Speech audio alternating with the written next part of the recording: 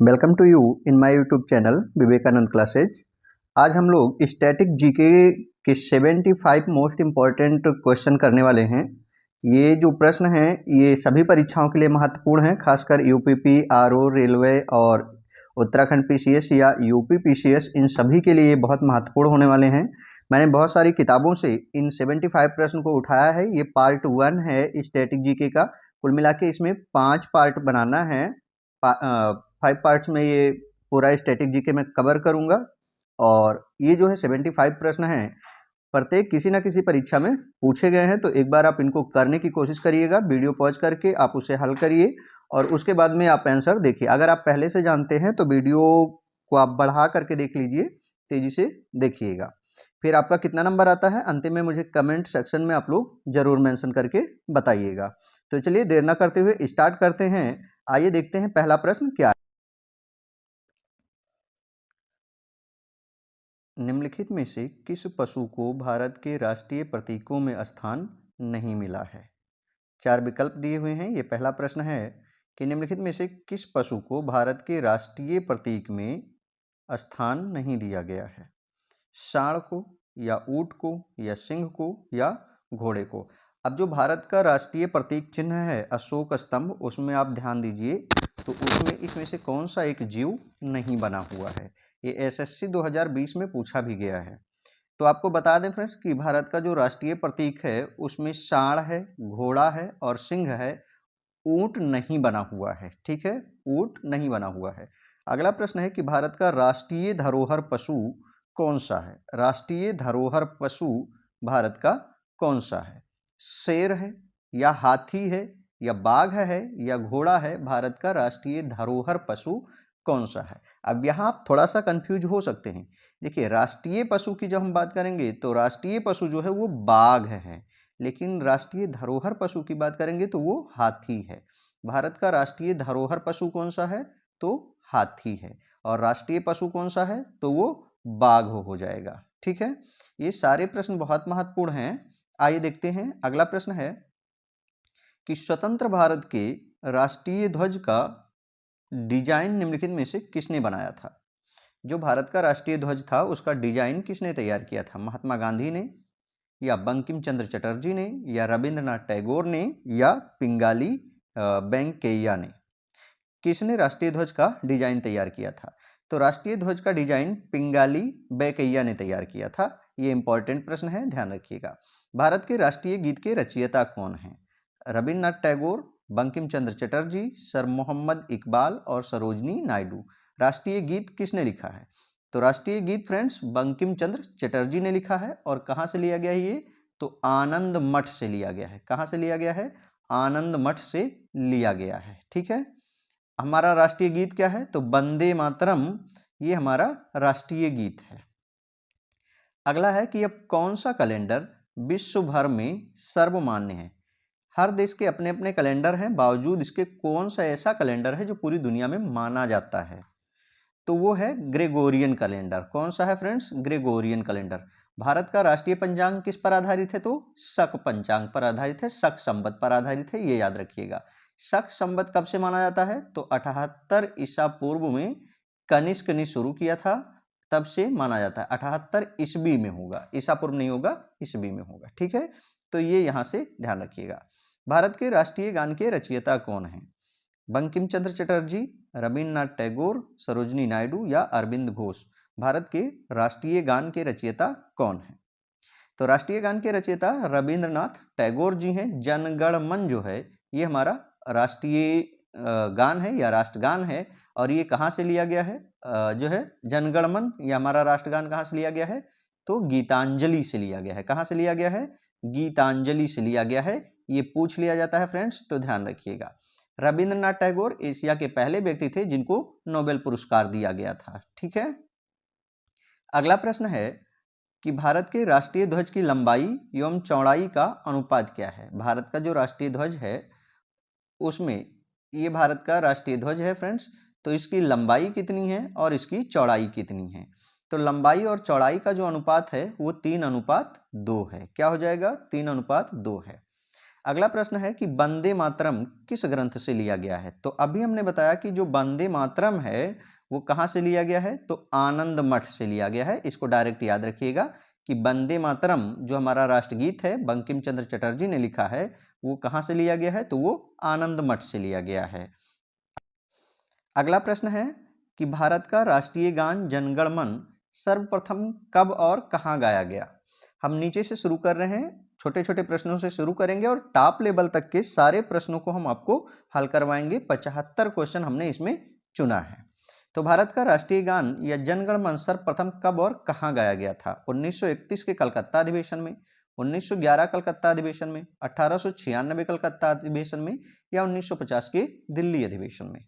तो जो राष्ट्रीय गान है फ्रेंड्स वो 1911 के कलकत्ता अधिवेशन में गाया गया था। सबसे पहले जो राष्ट्रीय गान है जनगण मन है वो कब गाया गया था, 1911 के कलकत्ता अधिवेशन में गाया गया था। ये जो जनगण मन है फ्रेंड्स वो 1911 में ब्रिटेन के राजा भारत आए थे तो उन्हीं के सम्मान में ये गाया गया था। अगला है कि राष्ट्रीय ध्वज के बीच में बने धर्म चक्र का रंग क्या है। ये हमारा राष्ट्रीय ध्वज है। अब इसके बीच में जो चक्र बना हुआ है वो किस रंग का है, समुद्री नीला या हरा या काला या गहरा नीला। तो जो धर्म चक्र है वो गहरा नीला है। इसमें कुल मिला के 24 तीलियां हैं, ठीक है। और किसका प्रतीक है ये, तो गति का प्रतीक है, ठीक है। तो धर्म चक्र का रंग क्या है, तो गहरा नीला है, ये ध्यान रखिएगा। अगला प्रश्न है कि भारत का राष्ट्रीय गीत कौन सा है। भारत का राष्ट्रीय गीत कौन सा है, तो सीधा सिंपल सा आप उत्तर दे देंगे बिना विकल्प के कि भारत का राष्ट्रीय गीत क्या है। तो भारत का राष्ट्रीय गीत है वंदे मातरम। राष्ट्रीय गीत क्या है भारत का, तो राष्ट्रीय गीत हो जाएगा वंदे मातरम। किसने लिखा है, बंकिम चंद्र चटर्जी ने लिखा है, ठीक है। कहाँ से लिया गया है, तो आनंद मठ से लिया गया है। अगला है कि भारत का राष्ट्रीय गीत सर्वप्रथम कब और कहाँ गाया गया था। राष्ट्रीय गीत कब गाया गया और कहाँ गाया गया, 1886 कलकत्ता, 1929 लाहौर, 1896 कलकत्ता या 1931 कराची।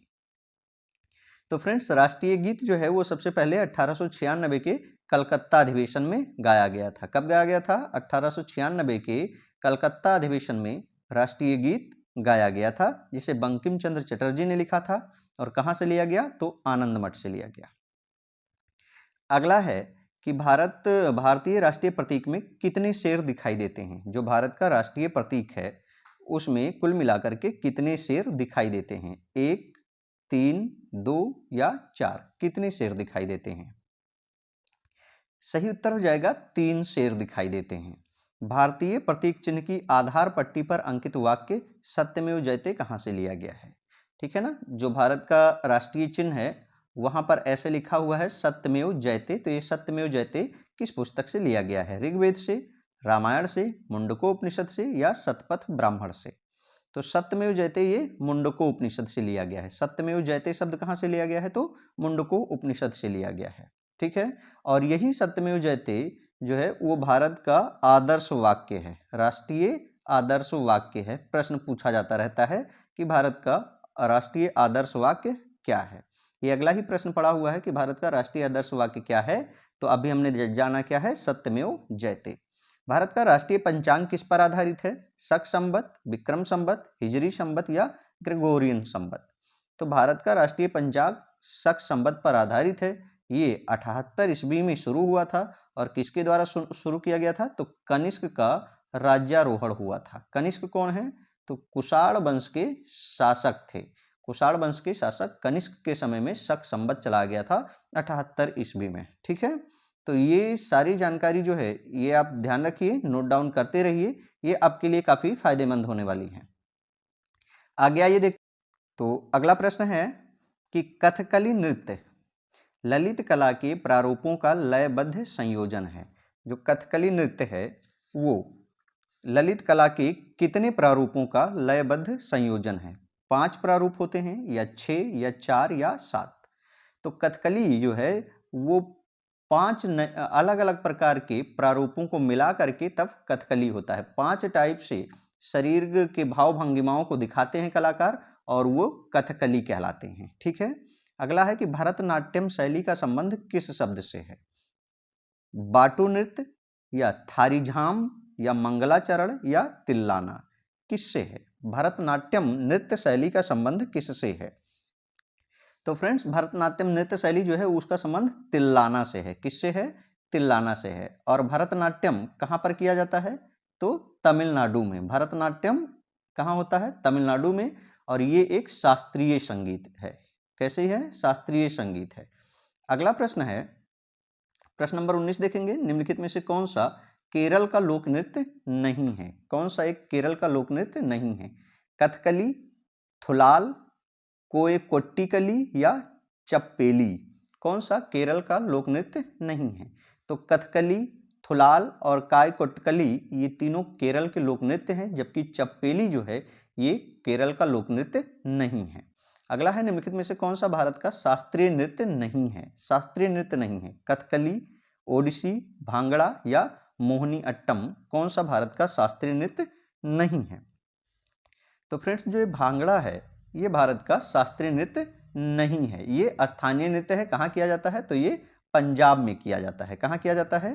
तो भांगड़ा जो है ये पंजाब में सबसे ज़्यादा प्रसिद्ध है, वहीं किया जाता है, गिद्दा और भांगड़ा। अगला है प्रश्न नंबर 21।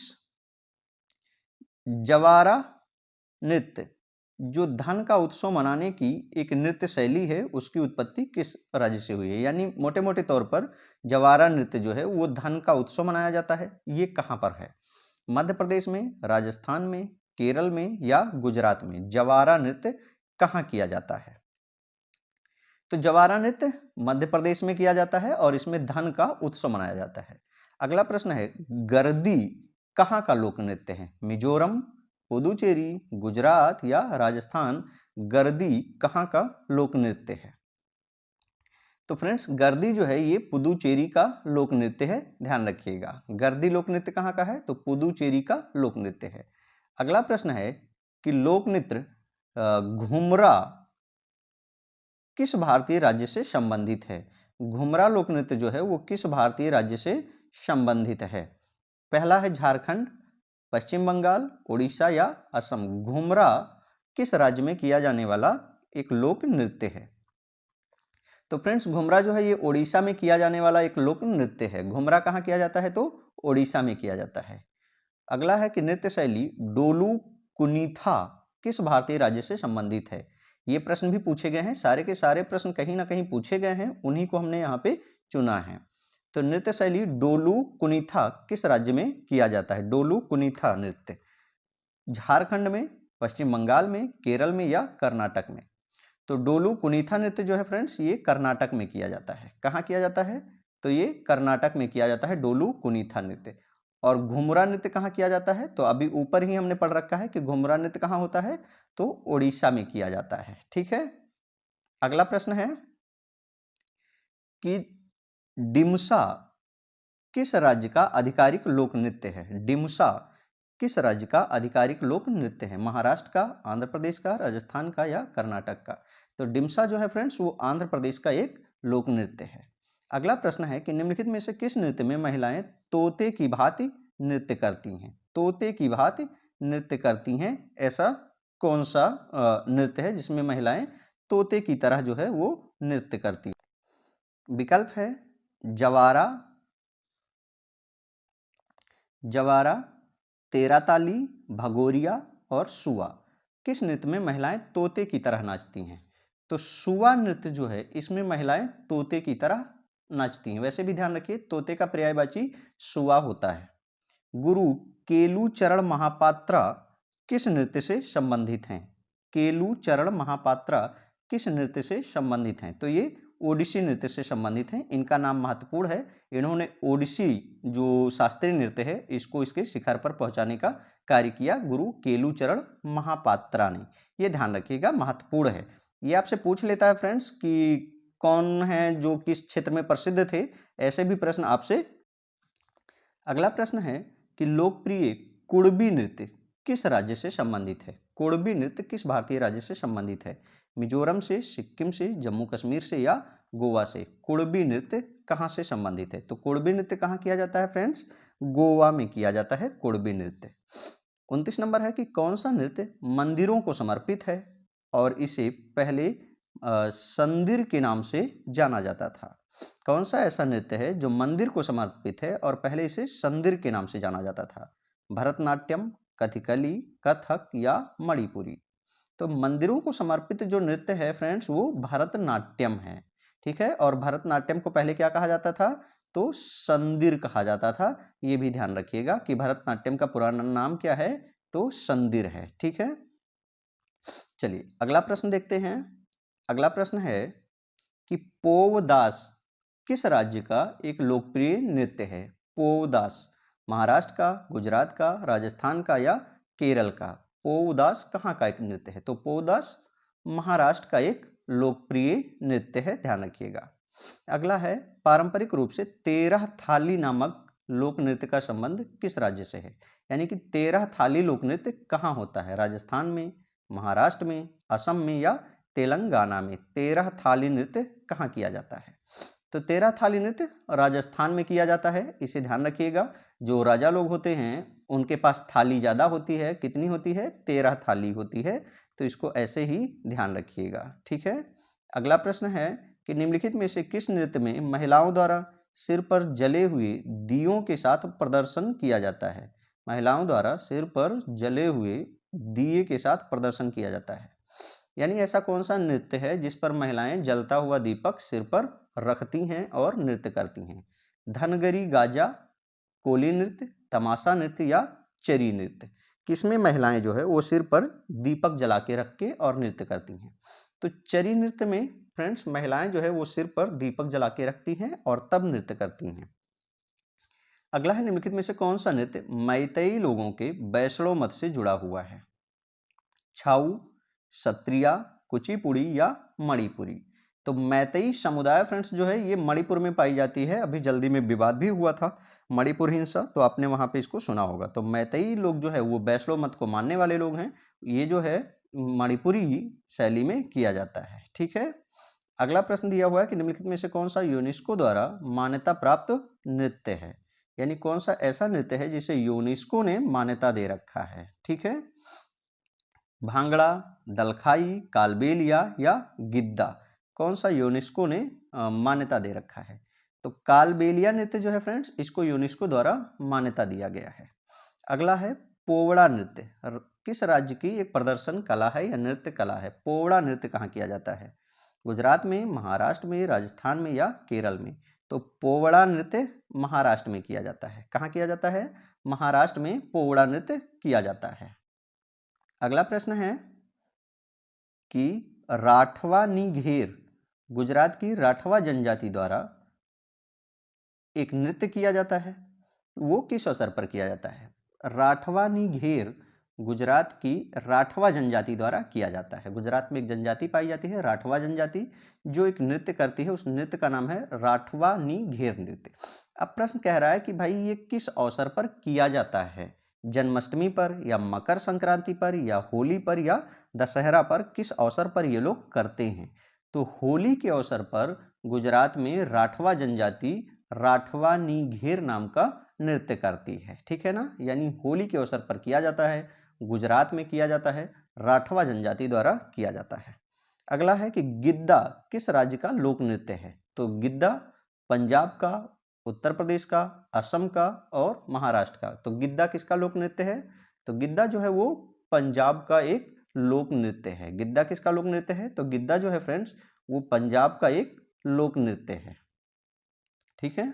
आइए आगे देख।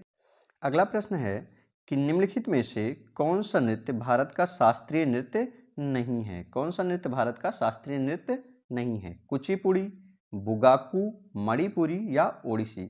तो कुल 6 शास्त्रीय नृत्य हैं, इनमें से कौन सा एक शास्त्रीय नृत्य नहीं है आपको बताना है।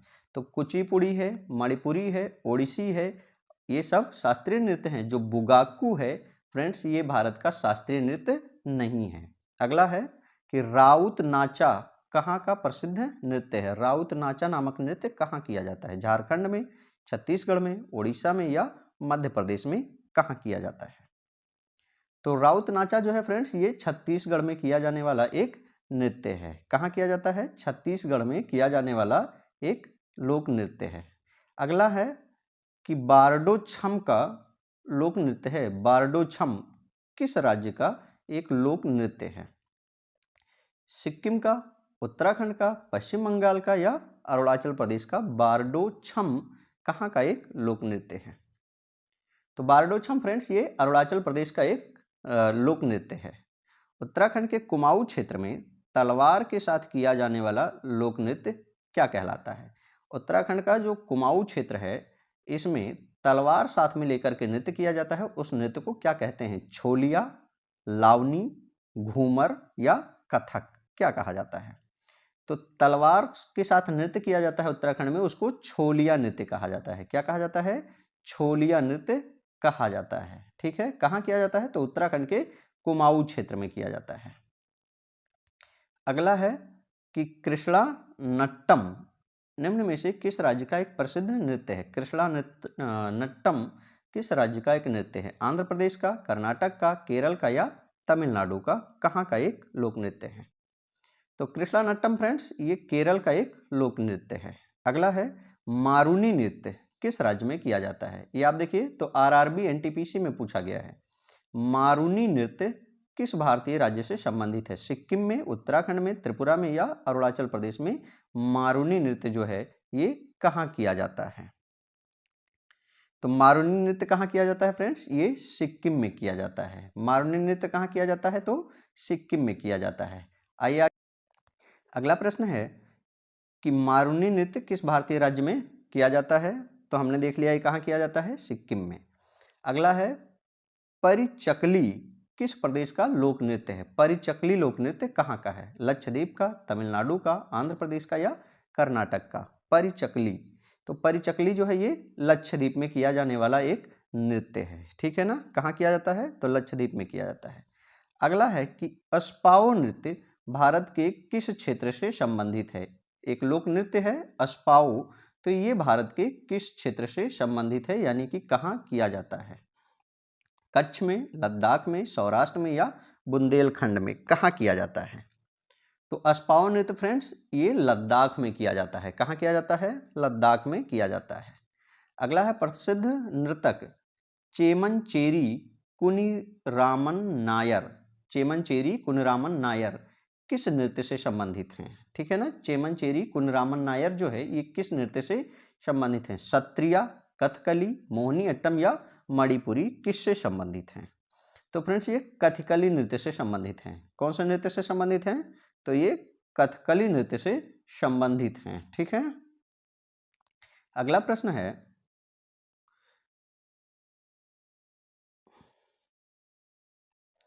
कि सिक्किम के लिम्बू समुदाय का पारंपरिक संगीत यंत्र कौन सा है? सिक्किम में एक समुदाय रहता है लिम्बू समुदाय, यहाँ से याद रखिएगा, यहाँ से अलग प्रश्न बन सकता है कि भारत के किस राज्य में लिम्बू समुदाय पाया जाता है? तो सिक्किम में पाया जाता है। अब आपको बताना है इनका पारंपरिक संगीत यंत्र कौन सा है? चापब्रुंग, जयूरूमसिली, नौमती या चुटके? कौन सा इनका एक पारंपरिक संगीत यंत्र है? तो विकल्प ए सही हो जाएगा। चापब्रुंग जो है वो इनका पारंपरिक लोक नृत्य है जो ये अपने समारोह में बजाते हैं। अगला है कि नृत्य रूप डांडिया जो है का पर्याय क्या है? यानी डांडिया जो है वो कब किया जाता है, किस अवसर पर किया जाता है, या इसके जैसा एक और कौन सा नृत्य है? तो बिहू जो असम में होता है, ओणम या नवरात्रि पर या गणेश चतुर्थी पर कब किया जाता है डांडिया नृत्य? तो डांडिया जो है ये नवरात्रि में किया जाता है। और कहाँ किया जाता है? तो गुजरात में किया जाने वाला एक नृत्य है। कब किया जाता है? तो नवरात्रि के अवसर पर गुजरात में किया जाता है। अगला है कौन सा नृत्य है जो नवरात्रि के दौरान गोवा के चरवाहा समुदाय द्वारा किया जाता है? नवरात्रि पर अलग अलग राज्यों में अलग अलग नृत्य होता है फ्रेंड्स। जो है अभी हमने देखा कि डांडिया जो है ये गुजरात में होता है नवरात्रि पर। अब प्रश्न पूछ रहा है कि गोवा का जो चरवाहा समुदाय है वो नवरात्रि पर कौन सा नाच करता है, कौन सा नृत्य करता है? लावा, धनगर, फुगड़ी, कोल्लकाली कौन सा नृत्य करता है? तो गोवा के चरवाहे जो है वो धनगर नृत्य करते हैं। नवरात्रि के अवसर पर गोवा में एक समारोह होता है, उस समारोह में नृत्य किया जाता है, वहाँ के चरवाहा समुदाय नाचते हैं, उसे धनगर कहा जाता है। क्या कहा जाता है? धनगर कहा जाता है। अगला प्रश्न है कि पाकिस्तान की कौन सी जनजाति वजीरी नृत्य नामक पारंपरिक नृत्य करती है। पाकिस्तान की कौन सी जनजाति है जो वजीरी नृत्य करती है? सिंधी, बलूच, पश्तून या ब्राहुईस? कौन सी जो है वो जनजाति है जो वजीरी नृत्य करती है? तो पश्तून जनजाति जो है पाकिस्तान की वो वजीरी नृत्य करती है। अगला है कर्मा निम्न में से किस राज्य का नृत्य रूप है? यानी कर्मा जो है वो कहाँ का एक नृत्य है? झारखंड का, राजस्थान का, गुजरात का या महाराष्ट्र का? तो कर्मा जो है फ्रेंड्स ये झारखंड में किया जाने वाला एक लोक नृत्य है। झारखंड में इसे किया जाता है। अगला है कि निम्नलिखित में से किस राज्य में तमाशा नृत्य प्रसिद्ध है? तमाशा नृत्य कहाँ किया जाता है? गुजरात में, महाराष्ट्र में, राजस्थान में या असम में तमाशा नृत्य कहाँ किया जाता है? तो तमाशा नृत्य ये महाराष्ट्र में किया जाता है। कहाँ किया जाता है? तो महाराष्ट्र में किया जाता है। ये बहुत सारे परीक्षाओं में पूछा गया है। 2024 के आरओ परीक्षा में भी ये पूछा गया था, कूट में ऐसे ही दिया हुआ था। तो किस राज्य में तमाशा नृत्य किया जाता है? तो महाराष्ट्र में तमाशा नृत्य होता है। कौन कुमाऊं पहाड़ियों की रोमांटिक नृत्य में से एक है जो प्रायः शादियों और बसंत के समय पर किया जाता है? ठीक है ना, कुमाऊं के पहाड़ियों पर रोमांटिक नृत्य होता है जो शादी या बसंत के अवसर पर किया जाता है। तो वो कौन सा है? करण, झोरा, रासलीला या चापेली? कौन सा है? तो कुमाऊं के पहाड़ियों पर जो रोमांटिक नृत्य है वो है चापेली नृत्य। ठीक है, ये बसंत के अवसर पर किया जाता है। कुमाऊं के पहाड़ियों पर ये एक रोमांटिक नृत्य है। अगला है कि नौटंकी किस राज्य का एक लोक नृत्य है? नौटंकी किस राज्य का एक लोक नृत्य है? हरियाणा का, केरल का, उत्तर प्रदेश का या मध्य प्रदेश का? तो इसका उत्तर आप सबको पता होगा फ्रेंड्स, उत्तर प्रदेश में नौटंकी ज़्यादा होती है। और उत्तर प्रदेश में कहाँ? तो कानपुर में होती है। और इसके अलावा कहाँ होती है? तो हाथरस में होती है। ये दोनों जगह याद रखिएगा, नौटंकी उत्तर प्रदेश में कानपुर और हाथरस में। अगला है तमिलनाडु का सबसे लोकप्रिय लोक नृत्य कौन सा है? तमिलनाडु का सबसे लोकप्रिय लोक नृत्य कौन सा है? कारगम, यक्षगान, कथकली या कुडियाट्टम? कौन सा तमिलनाडु का सबसे लोकप्रिय लोक नृत्य है? तो कारगम जो है ये तमिलनाडु में किया जाने वाला एक नृत्य है। यक्षगान कहाँ किया जाता है? तो ये कर्नाटक में किया जाता है। यक्षगान कहाँ है? तो कर्नाटक में होता है। तो ध्यान रखिएगा, 56 का आंसर क्या हो जाएगा? ए नंबर इसका सही आंसर हो जाएगा। ठीक है ना, कारगम। इसके अलावा भरतनाट्यम भी तमिलनाडु का एक लोक नृत्य है। अगला है जागोई नृत्य किस राज्य का नृत्य रूप है? जागोई नृत्य जो है वो किस राज्य का एक नृत्य रूप है? ठीक है, जागोई नृत्य कहाँ किया जाता है? उड़ीसा में, मणिपुर में, आंध्र प्रदेश में या असम में? जागोई नृत्य कहाँ होता है? तो जागोई नृत्य है ये मणिपुर में होता है। अगला है प्राचीन पंजाब के लोक गीतों से उत्पन्न में अक्सर एक प्रेमी की बथा को दर्शाया जाता है, वो कौन सा है? ठीक है ना, तो पंजाब के लोक गीतों में एक शैली है टप्पा शैली। फ्रेंड्स इसे ध्यान से सुनिएगा, पंजाब में जब गाना गाया जाता है तो उसका एक पारंपरिक रूप है टप्पा शैली। जैसे उत्तर प्रदेश में सोहर होता है, उलारा होता है, भजन होता है, इस तरह से। तो पंजाब में एक विशेष प्रकार का गीत होता है टप्पा शैली। उसमें क्या है कि एक प्रेमी के व्यथा को दर्शाया जाता है। ठीक है ना, यानी उसके दुख का वर्णन किया जाता है। तो ये पंजाब में है एक टप्पा शैली। इसके अलावा पंजाब में कौन कौन से हैं? तो गिद्दा नृत्य है। और इसके अलावा पंजाब में क्या है? तो भांगड़ा नृत्य। अगला है कि कर्मा पूजा के त्योहार के दौरान कर्मा नृत्य किया जाता है। यह त्योहार किस ऋतु में किया जाता है? जो कर्मा नृत्य है यह कर्मा एक पूजा होता है तब किया जाता है। आपको बताना है कि कर्मा पूजा किस ऋतु में होता है। यह कर्मा नृत्य जो है वो किस ऋतु में किया जाता है? बसंत ऋतु में, ग्रीष्म ऋतु में, शीत ऋतु में या पतझड़ ऋतु में? तो कर्मा जो है फ्रेंड्स ये पतझड़ में किया जाने वाला एक नृत्य है। अगला है नाट्यांजलि नृत्य महोत्सव किस देवता को समर्पित होता है? नाट्यांजलि नृत्य महोत्सव किस देवता के लिए किया जाता है? भगवान ब्रह्मा, गणेश, विष्णु या शिव? किसके लिए किया जाता है? तो नाट्यांजलि जो है वो भगवान शिव को समर्पित होता है। शिव जी के लिए नाट्यांजलि नामक नृत्य किया जाता है। ठीक है ना, वैसे भी नृत्य की उत्पत्ति और संगीत की उत्पत्ति माना जाता है कि शिव जी से हुई है। ठीक है फ्रेंड्स, कि प्रसिद्ध ऐतिहासिक बांस नृत्य किस नाम से जाना जाता है? प्रसिद्ध ऐतिहासिक बांस नृत्य किस नाम से जाना जाता है? यानी जो बांस नृत्य है उसको और क्या कहा जाता है? माच, चेरव, थांगटी या याकचाम? क्या और उसको कहा जाता है? तो बांस नृत्य को चेरो नृत्य कहा जाता है। क्या कहा जाता है? चेरो नृत्य भी बांस नृत्य को कहा जाता है। लेसल पतु लोक नृत्य भारत के किस राज्य का एक लोक नृत्य है? लेसल पतु लोक नृत्य भारत के किस राज्य का एक लोक नृत्य है? केरल का, नागालैंड का, कर्नाटक का या गोवा का? कहाँ का एक लोक नृत्य है? तो लेसल पतु लोक नृत्य फ्रेंड्स ये नागालैंड का एक लोक नृत्य है। कहाँ का लोक नृत्य है लेसल पतु? तो ये नागालैंड का एक लोक नृत्य है। ठीक है, तो इसे ध्यान रखिएगा, लेसल पतु को किससे? नागालैंड से। ठीक है, अगले प्रश्न को देखते हैं। तो अगला प्रश्न है कि प्रसिद्ध नर्तक टी बाला सरस्वती किस नृत्य शैली की प्रतिपादक थी? एक नर्तक थी टी बाला सरस्वती, तो वे कौन से नृत्य को करती थी? मोटे तौर पर प्रश्न यही पूछ रहा है। कुचिपुड़ी या भरतनाट्यम या कथक या कथकली, कौन सा करती थी? तो फ्रेंड टी बाला सरस्वती जो है वो भरतनाट्यम की प्रसिद्ध नृत्यांगना रही हैं, ये ध्यान रखिएगा।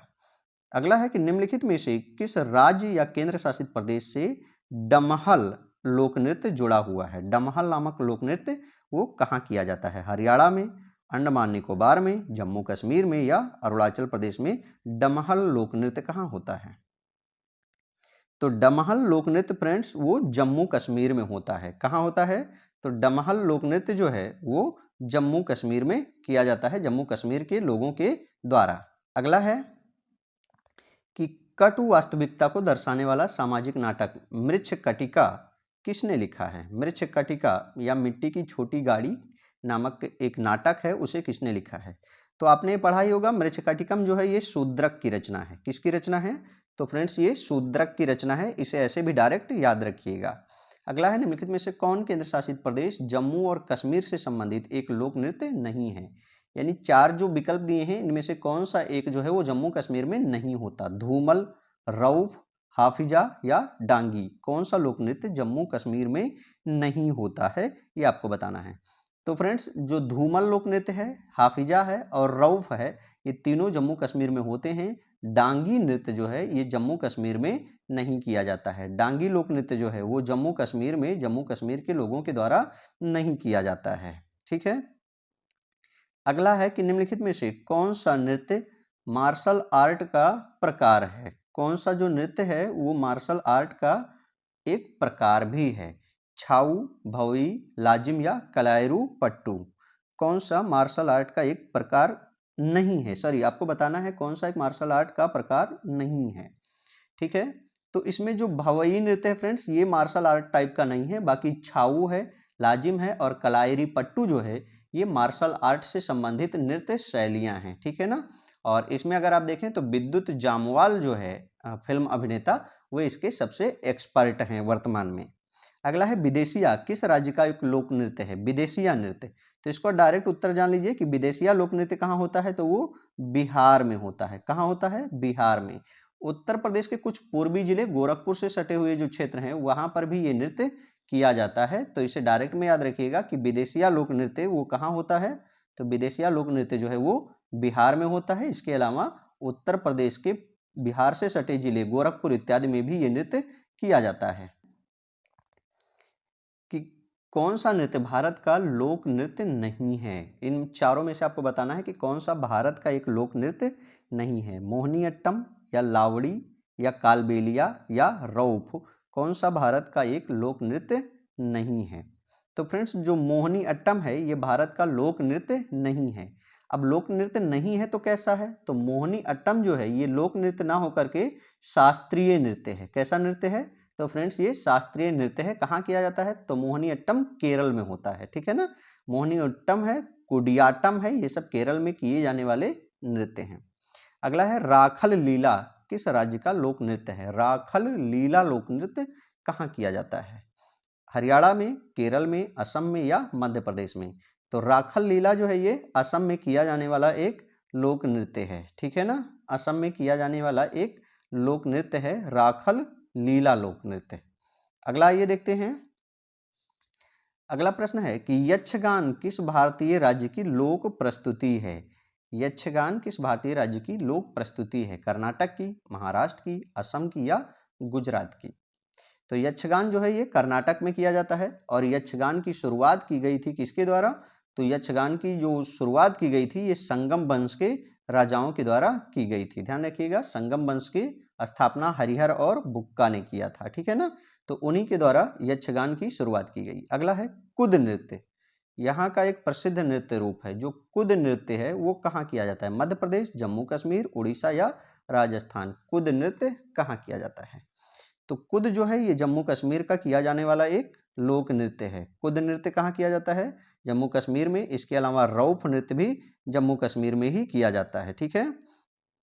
अगला है कि निम्नलिखित में से कौन सा राज्य शास्त्रीय नृत्य शैली ओडिसी से संबंधित है? तो ओडिसी से संबंधित होगा ओडिशा, ठीक है ना। अगला है निम्नलिखित में से कौन सा एक नृत्य नाटक है? नृत्य है लेकिन वो कैसा है? एक नाटक है। कथक, ओडिसी, मणिपुरी या कथकली, कौन सा एक नृत्य नाटक है? तो कथकली जो है वो नृत्य के रूप में एक नाटक को दिखाया जाता है। इसके जो पात्र होते हैं एक नाटक का चयन करते हैं और उसे नाचते हुए यानी कि नृत्य करते हुए उसको पूरे नाटक को प्रदर्शित किया जाता है भाव भंगिमाओं के द्वारा, ठीक है। अगला है कि पुल्ली कल्ली, जिसे 2017 में मनाया गया था, भारत के किस राज्य की लोक नृत्य शैली है? पुल्ली कल्ली जिसे 2017 में मनाया गया था, भारत के किस राज्य की एक लोक नृत्य शैली है? आंध्र प्रदेश, पश्चिम बंगाल, केरल या उड़ीसा। पुल्ली कल्ली, तो पुल्ली कल्ली जो है फ्रेंड्स ये केरल में मनाया जाने वाला एक लोक नृत्य है, ठीक है। अगला है निम्नलिखित में से कौन सी सबसे पुरानी शास्त्रीय नृत्य शैली है? सबसे पुरानी शास्त्रीय नृत्य शैली कौन सी है? तो भरतनाट्यम जो है ये सबसे पुरानी शास्त्रीय नृत्य शैली है। भारत की सबसे पुरानी नृत्य शैली कौन सी है? तो भरतनाट्यम है, ठीक है। अगला प्रश्न है कि प्रख्यात शास्त्रीय नृत्यांगना शोभना नारायण किस नृत्य शैली से संबंधित हैं? शोभना नारायण किस नृत्य शैली से संबंधित हैं? ठीक है, तो शोभना नारायण किससे संबंधित हैं? भरतनाट्यम से, कुचिपुड़ी से, कथक से या कथकली से। तो शोभना नारायण फ्रेंड्स ये कथक से संबंधित हैं। किससे संबंधित हैं? कथक से। और कथक जो है एकमात्र जो है वो शास्त्रीय नृत्य है कहाँ का? उत्तर प्रदेश का। कहाँ का? तो उत्तर प्रदेश का एकमात्र शास्त्रीय नृत्य है कथक। कथकली कहाँ का है? केरल का है। कुचिपुड़ी कहाँ का है? आंध्र प्रदेश का है। और भरतनाट्यम कहाँ है? तो ये तमिलनाडु में किया जाने वाला एक शास्त्रीय नृत्य है। तो फ्रेंड्स ये 77 क्वेश्चन हमने जो है वो आपको करवा दिया है। इसमें जितने भी प्रकार के लोक नृत्य किसी भी स्टेट में हो सकते हैं वे सारे इसमें हमने ले लिया है। कोई भी नृत्य यहाँ से छूटा हुआ नहीं है और प्रत्येक पेपर में एक ना एक नृत्य यहाँ से पूछ लिया जाता है, डायरेक्ट पूछ लिया जाता है या फिर मैच करने के लिए पूछा जाता रहता है। तो कमेंट सेक्शन में आप लोग बताइएगा कि आपको इन 77 क्वेश्चन में से कितने क्वेश्चन आपको पहले से आते थे, आपने कितने प्रश्न सही किए हैं, कमेंट में आप लोग जरूर बताइएगा। तब तक मिलते हैं अगले वीडियो में। धन्यवाद।